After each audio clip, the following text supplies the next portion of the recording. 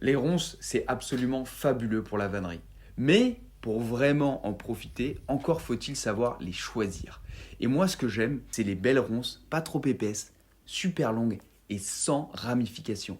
Et pour trouver ces pépites, il faut chercher des ronces qui se comportent un peu comme des lianes et qui tombent en formant des espèces de cascades. C'est exactement ce que vous voyez ici. Appréciez la longueur et la droiture de ces tiges.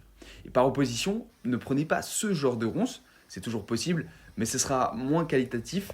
Vous voyez ici, elles ont des ramifications relativement imposantes, ce qui les rendra plus cassantes et difficiles à travailler.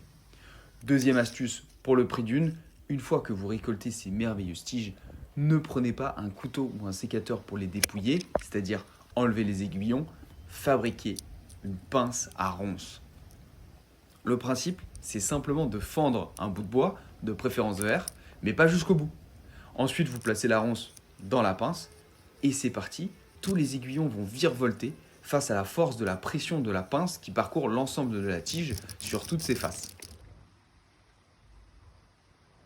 Ensuite, une fois que les ronces sont dépouillées, eh bien, on peut les utiliser pour leur usage principal, c'est-à-dire la fabrication d'éclisses. Alors, l'éclisse, c'est une lamelle de la tige située entre l'écorce et la moelle. Ce n'est pas juste l'écorce, mais une couche qui englobe un peu de bois de la tige.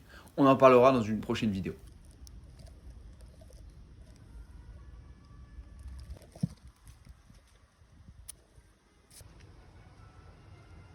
Ensuite, on enlève la moelle car elle affecte la souplesse et on obtient un matériau extraordinaire, très résistant, long, homogène, très souple, avec un dégradé de couleur naturel magnifique.